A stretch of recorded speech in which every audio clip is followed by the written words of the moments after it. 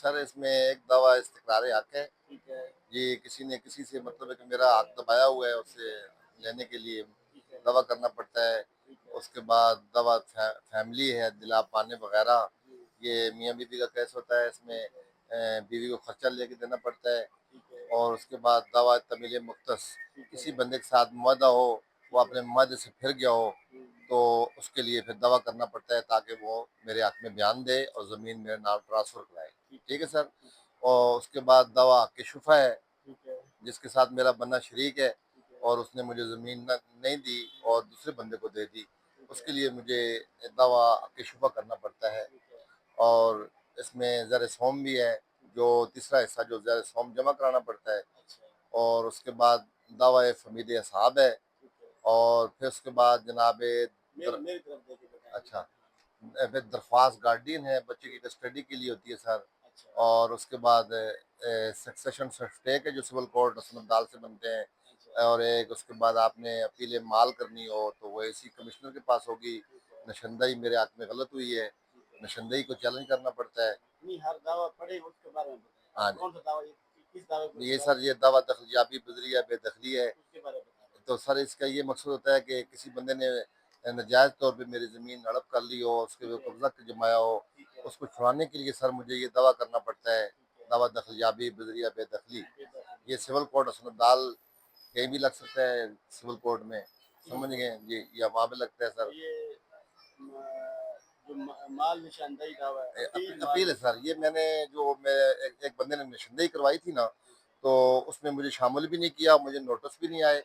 اور اس کے علاوہ یہ رپورٹ انہوں نے دفتر میں بیٹھ کے ملی بھگت سے بنائی ہے. تو اس لیے اس کو اس آرڈر کو چیلنج کرنا پڑتا ہے. اور یہ محکمہ مال ایسی کے پاس یہ اپیل ہوگی. ٹھیک ہے سر. اور یہ درخواست 25 گارڈین ایکٹ یہ سر یہ بچے کی کسٹڈی ہے. اور یہ 25 گارڈین وارڈ ایکٹ ہوتا ہے سر. یہ بچے میں اس کے بچے کی ملاقات بھی ہوتی ہے اور بچے کی کسٹڈی بھی مل جاتی ہے. اگر درخواست گارڈین منظور ہو جائے تو بچے کی کسٹڈی مل جاتی ہے سر. اچھا جی. اچھا اس کے علاوہ دعویٰ یہ بھی میں نے آپ کو بتا دیا ہے. اس کے بعد جو کرمنل کیس ہے سر، جیسے دفعات ہے، 9C ہے، 3/4 ہے، 9B ہے، 279 ہے.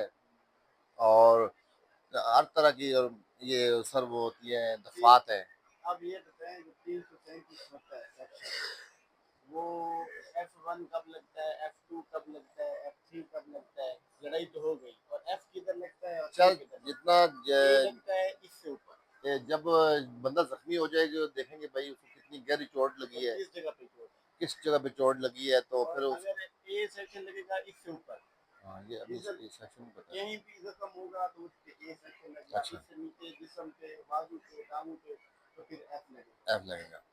جتنا زخم بڑھتا جائے گا اتنا دفعات بڑھتا. جیسے فرض کیا A ہے، A1 337 ہے، 1 ہے، 337 ہے، 2 ہے، 337 ہے، 337 A3 ہے، 337 سے A5 and A6. A5 تھوڑا سا خراش آیا A1، خراش بڑھ گئی A2، اس سے زیادہ زخم جی نیئر ٹو بون پھر A3. جی سر. ہڈی کریک ہوگی. جس طرح زخم بڑھتا جائے گا A بڑھتا جائے گا.